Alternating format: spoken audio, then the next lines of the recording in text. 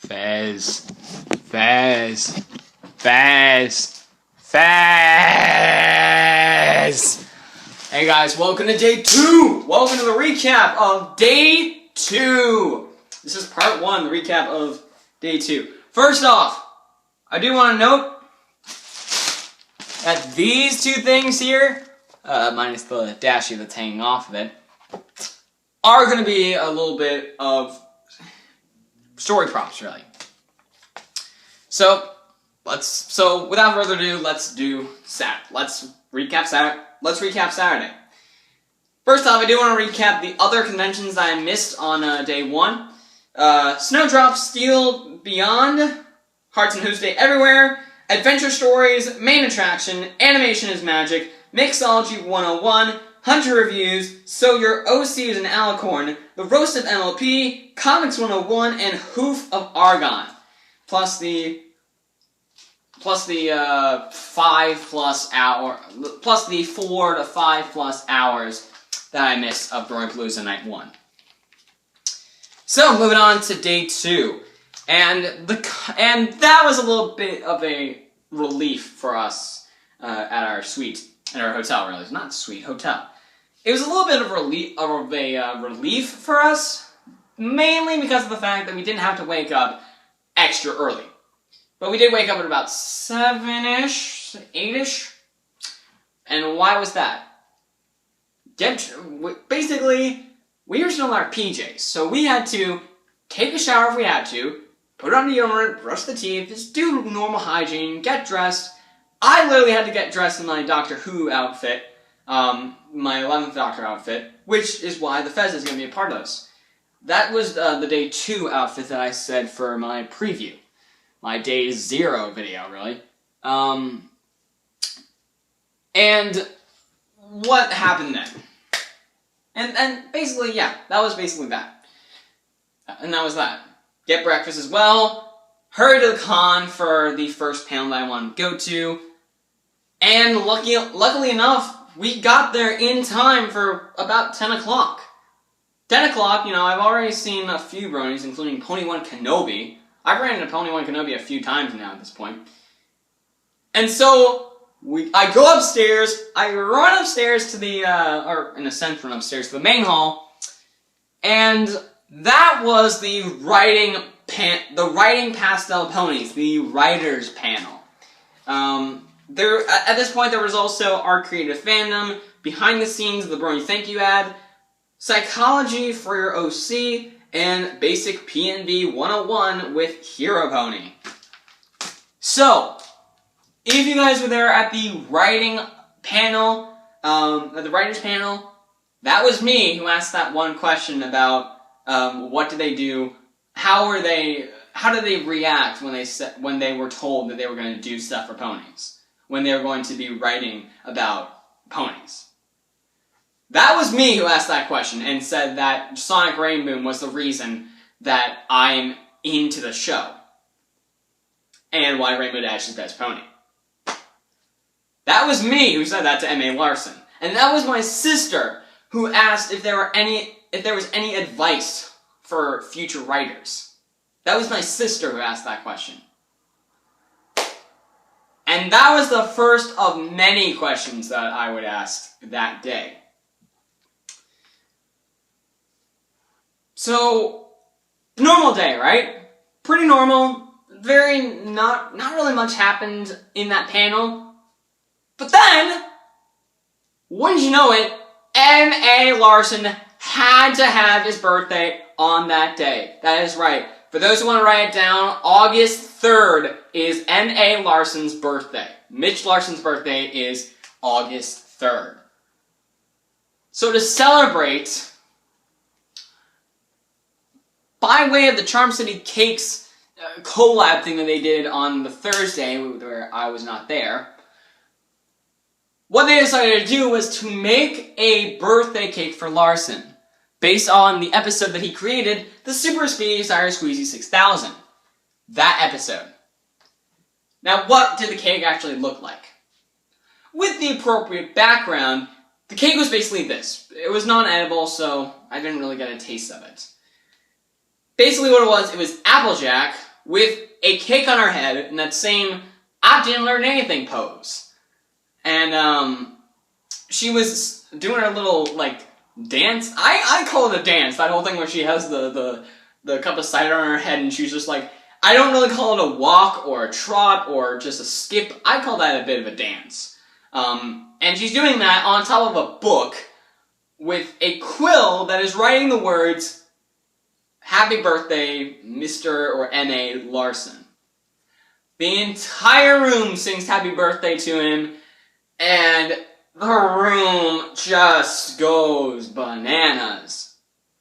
I go up to the cake just to try to get some pictures, and wouldn't you know it, Final Draft, who I have been seeing mostly almost the entire day yesterday, happens to walk by. I just so happen to have this edited,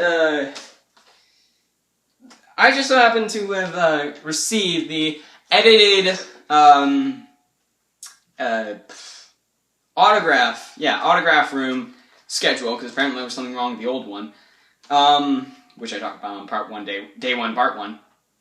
Part one of day one, so that was an entire day back now. And I got the first few of many signatures.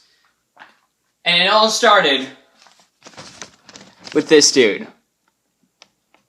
Final Draft, right there. So I got Final Draft's autographed right there and then. And then, Joe Stevens, who was hosting the panel, I go up to him, I say hi to him again, talk about a few stuff, and then say, can you sign, is it alright if you could sign this? And there it is, guys. That is the Joe Stevens signature. That is Joe Stevens' signature. And so he gives me it back, and I sort of run it by him that now I gotta find the other three. And Joe does me the pleasure, does me the honor, really, of saying, well, you know, they're right backstage, I could just grab them for you and just sign it for this. And I'm like, you know, you don't have to, I can just like walk around just trying to find them. And they're like, and he's like, no, I'm gonna go back there, I'm gonna bring them out, and I'm gonna have them sign this. And I'm like, oh, okay. He runs backstage, he grabs Mason, he grabs LGT, and for the first time meeting him, he grabs Techrat. Finally, Techrat made it. And so, one by one, they start signing. That's Mason Allcat right there. Mason Allcat with his little cat.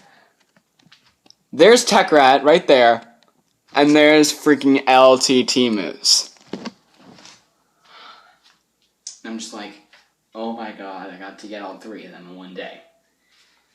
So the next panel that I wanted to go to, right down the Moon Hall, the Hall of the Moon, Dr. Ooze and Assistant. Going on at this point as well was multimedia art, Apples to Applejack. The Conversion Bureau was there, and in the main hall at that point was going to be the Masquerade. Not the costume contest, not the cosplay thing, but some sort of dance, maybe? I don't know. Masquerade?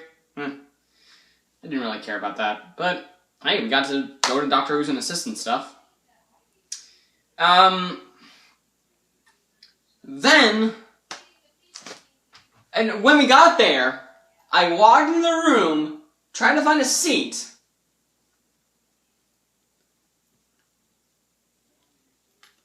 And I'm just trying to find a seat at this point. I have my fez on, and I find a seat. I have the screwdriver. Ah, here we go. Oh. Sonic screwdriver.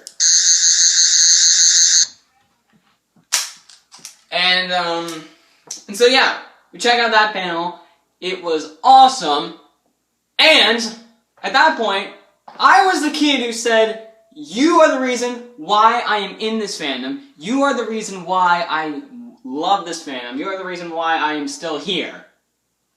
And I asked them who's best Doctor. Mostly because the 12th Doctor just got announced. I will be doing that in a future video. I will be telling you my thoughts on the 12th Doctor. I will be telling you my thoughts of the 12th Doctor pre-8th season. And basically pre-50th anniversary. So, I basically ask the question, and then I sort of interrupt before the next question comes up, and I say, and if, I mean, like, Kaiko and Gilly, who voices the Doctor. It was him, Bald Dummerad, aka Pierce Mulder, aka Jitterbug, who voices Derpy, and the guy who voices Gingercorn, but I forget his name. Basically, Pierce points me out because of my fez, and I hear that Kaiko really enjoys the fez. Now, Pierce already has a hat, and which was surprising to me. I always thought that Pierce was a girl, so that is now weird that I find out that he's a boy. It's weird that just because of the voice, I thought it was a girl, but apparently it's a boy, so I didn't know. I'm sorry, I didn't know. But I say, you know, you can wear this, you can wear this to the end of the thing and sign it later. So he's like, oh yeah, sure. And as if you saw it on the live stream, I knew it was on the live stream when I saw, you know, Crimson Firefall. When I saw Crimson Firefall, I'm just like, eh. Oh, that's why I didn't get to talk to Larson. I just realized the reason I did not get to talk to Larson was because I saw a freaking Nash there! Freaking Nash tag! So day 2, I'm a little more calm, but day 1 was like, oh my god, it's all these guys! Day 2, a little more calm, like, yes, I'm here, I can't believe I made it, but hey, I've seen a few of the people I've seen already, so, oh my gosh, new people, so, if Dash can get out of the way, really. I have him wear this to the end of the panel. And I don't know how it's supposed to look, but he signed it. He signed it. I'm not sure if it's this way or that way, but I don't know. But Kiko and Gilly signed it. And then at the end, Bolt Dummerad signs it. I'm just like, yes! So we got that. So we got those signatures on the Fez. I got that on the Fez. So then, the voice actors panel goes by with Q&A, the creative process, Brony, Pony, Power Hour, my little panel, Friendship is Magic, and actually, no. No, we don't skip right to the voice actors panel. Because up next is Doctor Who's Assistant, which is basically the best thing that the worst thing that happened, turning into the best thing that ever happened. The worst possible thing, turning into the best possible thing. Here's what I'm talking about. We have waited around a few minutes. We've waited about, like, half an hour, 15 minutes. Yeah, half an hour. We've waited about half an hour since the end of,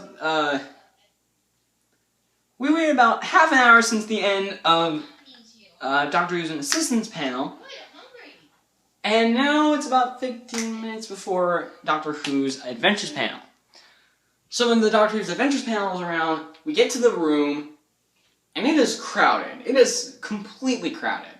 Everyone wants to see this. So bad, and it's so bad that we are basically stuck in the hall. My sister and I get stuck in the hall. But it's not that bad, because right behind us, as people are like, can we get a staffer on hand? Like, there's this one guy with a Navy suit. He's just yelling, can we get a staffer on hand?